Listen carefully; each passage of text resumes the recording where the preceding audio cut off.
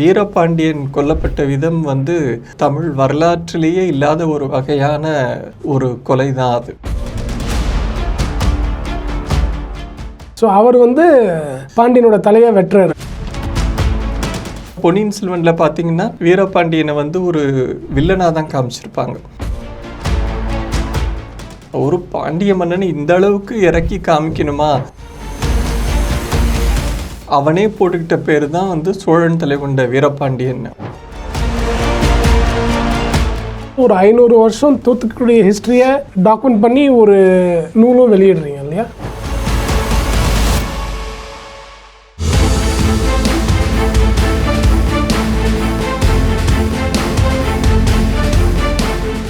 Chat with KC, chat with Karthik Chidambaram, எழுத்தாளர் ஜீரா. வணக்கம். வணக்கம் ஜீரா, எப்படி இருக்கீங்க?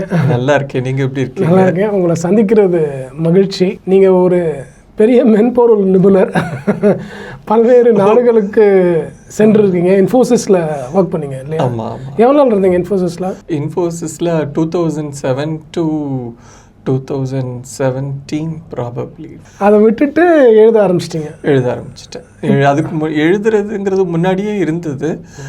ஆனால் ப்ராப்பராக எழுதுனது அதுக்கப்புறம் தான். இப்போ முழு நேர பணியாக எழுத்து பணி தானே? எழுத்து பணி தான். சில படங்களுக்கு பாட்டு, அப்புறம் எழுத்து நாவல்கள். என்னென்ன படங்களுக்கு பாட்டு எழுதிருக்கீங்க?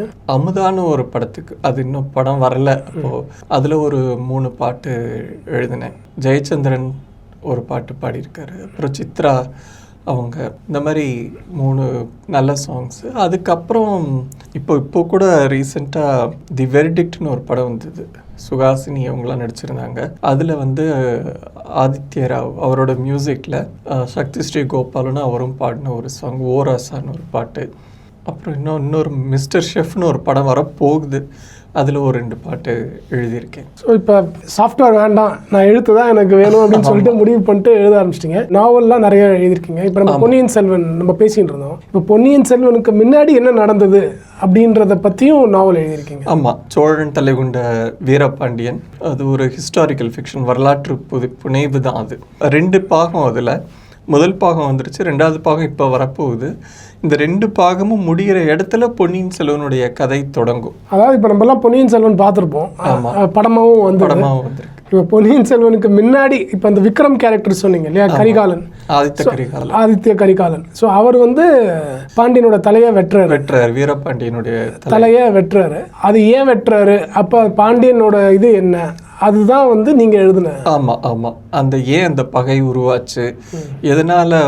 அதாவது வீரபாண்டியன் கொல்லப்பட்ட விதம் தமிழ் வரலாற்றிலேயே இல்லாத ஒரு வகையான ஒரு கொலை தான் அது. தலையை வெட்டுறது கூட நடந்திருக்கு நிறைய வாட்டி. ஏன்னா தலையை வெட்டி அதை ஊர்வலமாக கொண்டு போய் தஞ்சாவூர் கோட்டை வாசலில் ஒரு வெற்றி தூண் நட்டி அதில் தொங்க விடுற அளவுக்கு வேறு எந்த மன்னனுக்கும் நடந்ததில்லை. அதை இப்போ நீங்கள் செப்பேடுகள்லையும் கல்வெட்டுகள்லையும் இருக்குது. அது நடந்ததுக்கான இது இருக்குது, ஆதாரங்கள் இருக்குது. அப்படி ஒருத்தனை கொண்டிருக்காங்கன்னா ஏன் அந்த அளவுக்கு ஒரு வன்மம் இருந்திருக்கு அப்படிங்கிறத பார்க்குறோம். அது என்னன்னு தேடி படிக்கும்போது தான் இந்த வீரபாண்டியனுக்கு சோழன் தலை கொண்ட வீரபாண்டியன்னே ஒரு பெயர் இருக்குது, சிறப்பு பெயர் இருக்குது. ஓ, வீரபாண்டியனுக்கு. ஆமாம். ஏன்னா அவன் முன்னாடி ஒரு சோழனுடைய தலையை போரில் வெட்டி இருக்கிறான். அதனால அவனுக்கு சோழன் தலை கொண்ட வீரபாண்டியன் அப்படின்னு ஒரு பேர். அவனுக்குன்னு அதுக்கு ஒரு நியாயம் இருந்தது. இல்லை, ஒவ்வொருத்தர் பக்கத்துலேயும் ஒவ்வொரு நியாயம் இருக்கும் இல்லையா, அது மாதிரி. ஸோ அப்போ அவனுடைய பார்வையிலிருந்து எப்படி இருந்திருக்கும், வரலாறு எப்படி இருந்திருக்கும்? ஏன்னா பொன்னியின் செல்வனில் பார்த்தீங்கன்னா வீரபாண்டியனை ஒரு வில்லனாக தான் காமிச்சிருப்பாங்க.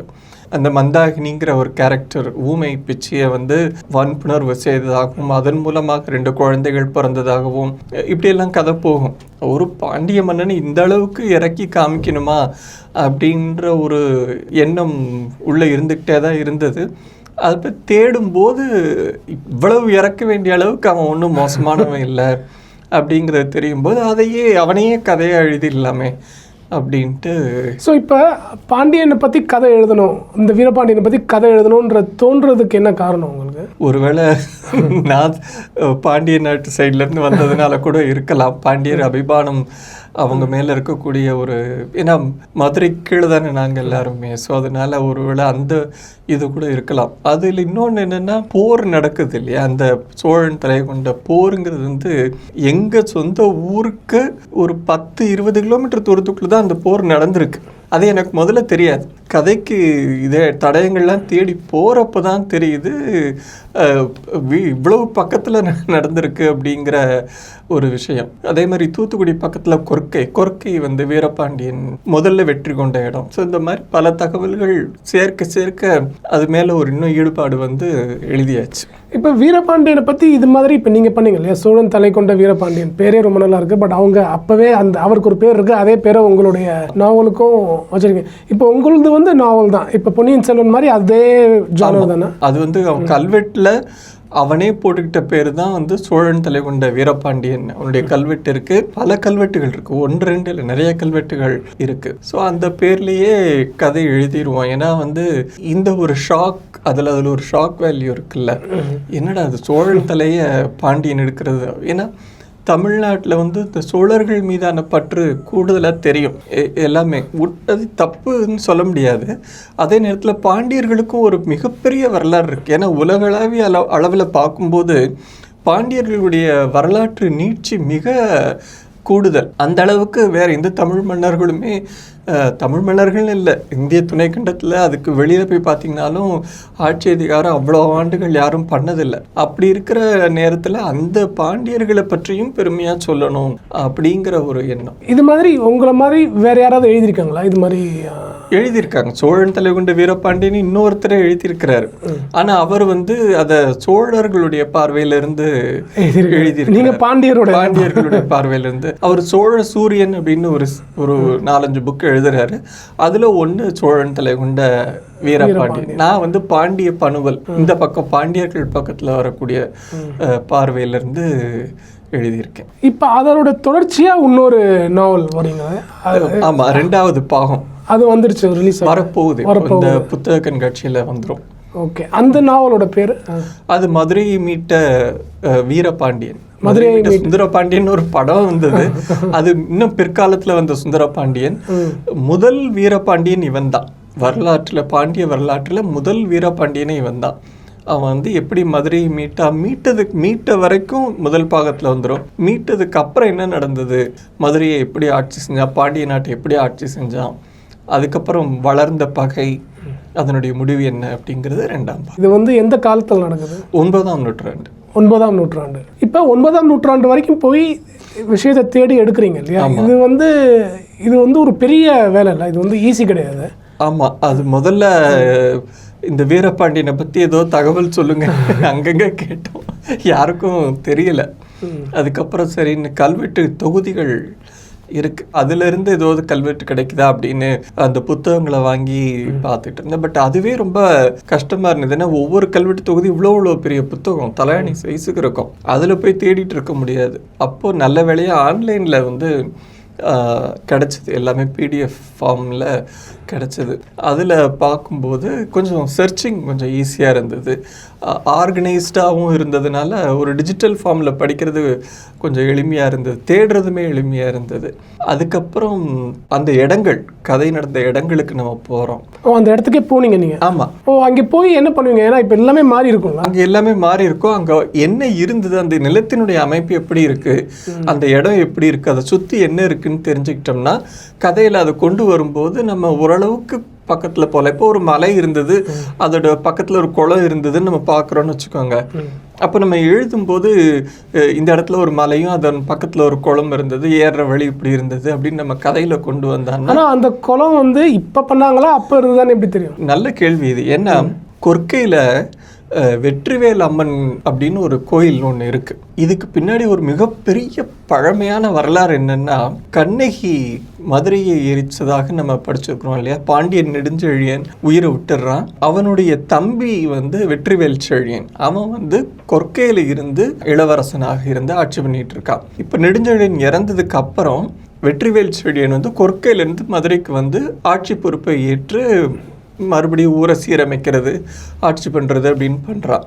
அவன் கண்ணகிக்கு கொற்கையில் ஒரு கோயில் எடுத்திருக்கான். இது தகவல் நமக்கு தெரியும். இன்னைக்கு அந்த கோயில் அங்கே இல்லை.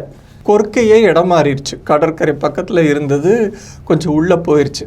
இப்போ அங்கே போனால் வெற்றிவேல் அம்மன் அப்படின்னு ஒரு கோயில் இருக்குது. அந்த கோயிலுமே இப்போ எடுத்து கட்டியிருக்கிறாங்க. ஏன்னா 2000 வருஷங்களுக்கு முன்னாடி கட்டின கோயில் இருக்கணும்னு அவசியம் இல்லை. அந்த அடையாளம் இருக்குது பாருங்க, வெற்றிவேல் செழியன்னு ஒன்று இருக்குது, அம்மன் அப்படின்னு ஒன்று இருக்குது. ஸோ இந்த ரெண்டையும் கனெக்ட் பண்ணக்கூடிய ஒரு செய்தி இந்த இடத்துல இருக்குல்ல, அது ஒரு உண்மையிலேயே அதிசயமான ஒரு இதுதான். இந்த மாதிரியான தகவல்கள் நமக்கு கிடைக்கும். ஆனால் நீங்கள் டெக்கில் இருந்ததுனால கேட்குறேன், இப்போ இது மாதிரி நாவல்கள் இல்லைனா இது மாதிரி ஹிஸ்டாரிக்கலாக ரிசர்ச் பண்ணும்போது இப்போ இந்த செயற்கை நுண்ணறிவுனால இன்னும் கொஞ்சம் ஃபாஸ்ட்டாக பண்ண முடியும்ல? ஏன்னா அதுதான் நீங்களும் பண்ணீங்க. ஆமாம், அது கண்டிப்பாக. அது ஏன்னா பழைய கல்வெட்டு புத்தகங்கள்லாம் பார்த்தீங்கன்னா எல்லாம் பிடிஎஃப் ஃபார்மேட்டில் தான் இருக்குது. இப்போ அது அந்த காலத்தில் என்ன பண்ணியிருக்கிறாங்க, அதை ஃபோட்டோ எடுத்து அப்லோட் பண்ணியிருக்கிறாங்க. இப்போ அதிலிருந்து இப்போ நீங்கள் பொன்னி இதழில் இது பண்ணீங்க இல்லையா, இதெல்லாம் அது இல்லை, அதில் பண்ணணும். அங்கே அத்தனையிலையும் ஸ்கேன் பண்ணி கேரக்டர்ஸாக இருந்தானா சர்ச் பண்ணுறது, படிக்கிறது. எனக்கு எப்படின்னா இப்போது எக்ஸல் ஷீட்னு ஒன்று இருந்ததுன்னா நம்ம சூஸ் பண்ணலாம்ல.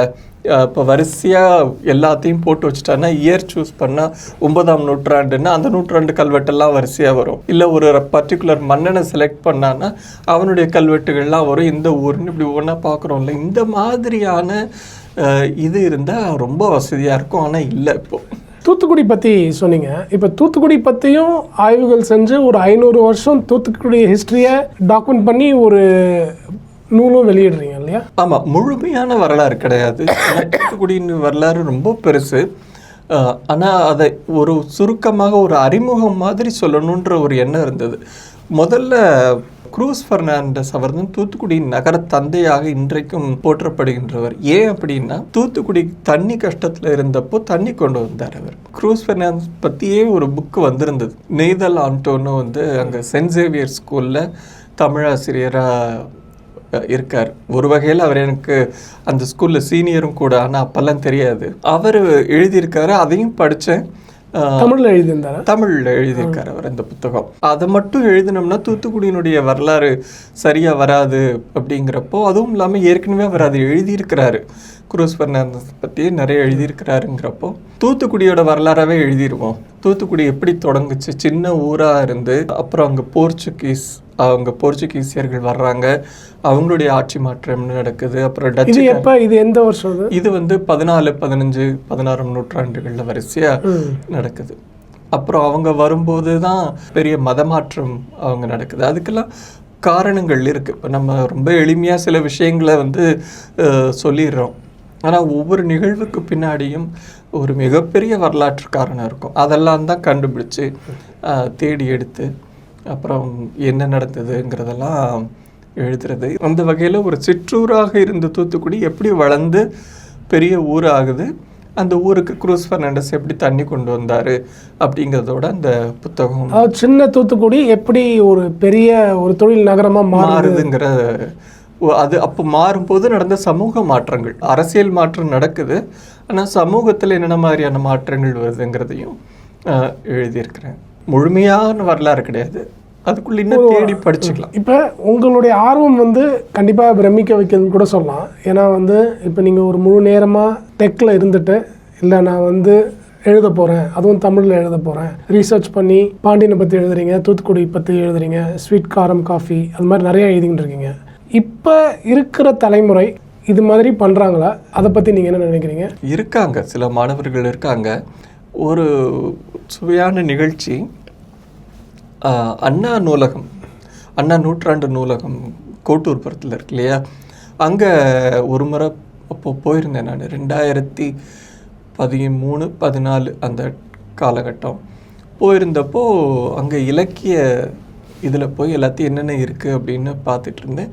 குறுந்தொகை எனக்கு ரொம்ப பிடித்த ஒரு நூல். அது ரிலேட்டடாக ஒன்று எடுத்து போய் பார்த்துட்டு இருக்கும்போது ஒரு பையன் பக்கத்தில் நின்று, இதில் நீங்கள் இந்த 100 இத்தனாவது செய்யுள் படிங்க, ரொம்ப நல்லாயிருக்கும் அப்படியா, எனக்கு அந்த எண் சொல்லும்போது அது என்னன்னு எனக்கு தெரில. அப்படியா அப்படின்னு சொல்லிட்டு, ஆமாம் இது வந்து இந்த இப்போது சினிமா பாட்டில் எல்லாம் கூட இப்போது பயன்படுத்தியிருக்காங்க. ரஹ்மானுடைய இசையில் இருவர் படத்தில் நறுமுகைய பாட்டில் இந்த நியாயம் யாயும் யாராகியரோ அப்படிங்கிறதெல்லாம் அதில் தான் வருது அப்படின்னு. ஓ அந்த பாட்டாப்பா அப்படின்னு சொல்லிட்டு அடுத்த 2 வரையும் நான் சொன்னேன். உங்களுக்கு தெரியுமா அந்த அப்படின்னு. தெரியும், நான் படிச்சிருக்கேன்னு. நீங்கள் தமிழ் படிச்சிருக்கீங்களா அப்படின்னு. கொஞ்சம் கொஞ்சம் படிச்சிருக்கேன் அப்படின்னா. இப்போ தமிழில் என்ன பிஏ எம்ஏ? இல்லை நான் இன்ஜினியரிங் படித்தேன் அப்படின்னு. அப்புறம் எப்படி இதெல்லாம்? நீங்கள் என்ன படிச்சீங்க அப்படின்னு. நான் வந்த பையன் தமிழ் துறையில் படிக்கிற பையன்.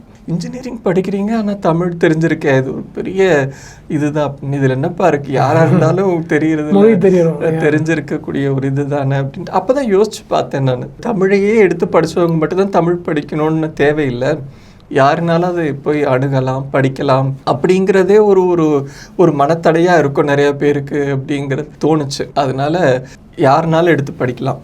அதுக்கு நம்ம பண்ண வேண்டிய மாற்றங்கள்லாம் என்னன்னு நினைக்கிறீங்க?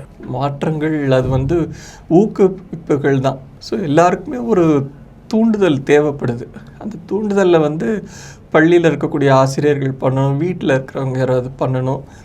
பட் ஆனால் எல்லாருக்கும் பண்ண முடியுமா அப்படின்னு தெரியல. ஏன்னா இந்த காலத்தில் போட்டிகள் நிறைந்த காலகட்டத்தில் அது படிக்கிறதுக்கே சண்டை போட வேண்டியிருக்கு, தேர்வுகள் அது இதுன்னு இருக்குது இல்லையா? ஸோ தெரியல எப்படி. அதுக்கு தான் நான் நினைக்கிறேன், தமிழும் பொருளாதாரமும் சேரணும் அப்படின்னு நினைக்கிறேன். சேரலாம், தாராளமாக சேர்ந்தா நல்லது தான். சேர்ந்ததுன்னா நிறைய பேர் வருவாங்க. பொருள் இருக்கிற இடத்துல கண்டிப்பாக எல்லாமே மொழி வளரும், சேரும். ஸோ அடுத்து என்ன ஜீரா? அடுத்து என்ன, நல்ல கேள்வி. ஒரு 2 இது போயிட்டுருக்கு இப்போது. ஒன்று வந்து மகாபாரதம், அதை எழுதணும்னு ஒரு எண்ணம் தொடங்கியாச்சு. 5 பாகங்களாக எழுதணும் அப்படின்ட்டு. ஏற்கனவே எல்லாருமே எழுதுனது தான். ஜெமோ வெண்முரசு எழுதியிருக்காரு, எஸ்ரா எழுதியிருக்காரு, பிரபஞ்சன், யாரை பெரிய ஆட்கள் யாரை பார்த்தாலுமே எல்லாருமே எழுதியிருப்பாங்க. சரி, அவங்க எல்லாரும் எழுதினாலும் நம்மளும் ஒரு பக்கம் எழுதி வச்சுட்டு போவோம். ஏன்னா மகாபாரதம் வந்து எழுதுறவனுக்கு விஷயத்தை அள்ளி அள்ளி கொடுக்கக்கூடிய ஒரு சுரங்கம் அது. ஏன்னா அத்தனை விதமான கதை மாந்தர்கள், அவங்களுடைய குணாதிசயங்கள், அவங்களுக்குள்ள இருக்கக்கூடிய நல்லது கெட்டது, இதெல்லாம் வந்து சும்மா நம்ம யோசிக்க வேண்டிய தேவையே இல்லாமல் வந்து விழும். அப்போ அதை வச்சு என்னெல்லாம் பண்ணலாம் அப்படின்னு தோணும். அதில் வந்து முதல் புத்தகம் ஜனனம் அப்படின்னு, அது வேலையை தொடங்கியாச்சு. அப்புறம் இன்னொரு ஒரு ஃபேண்டசி ஃபிக்ஷன், கொஞ்சம் ஜாலியாக மாடர்னாக இன்ட்ரெஸ்டிங்காக, அதாவது வந்து ஜென்ஸீஸ் படித்தா ஈஸியாக இருக்கிற மாதிரி ஒரு ஸ்டோரி. இப்போ சினிமாலேயும் ட்ரை பண்ணிட்டு இருக்கீங்கல்ல? இப்போ ட்ரை பண்ணிட்டு இருக்கீங்க சினிமாலன்னா பாட்டு எழுதுறதுக்கு பண்ணியிருக்கிறேன். மேபி இந்த கதைகள் ஏதாவது ஒன்று நல்லா இருந்ததுன்னா அதையுமே பயன்படுத்தலாம். உங்களுடைய நேரத்திற்கு மிக்க நன்றி ஜீரா. சந்தித்து நன்றி, வணக்கம்.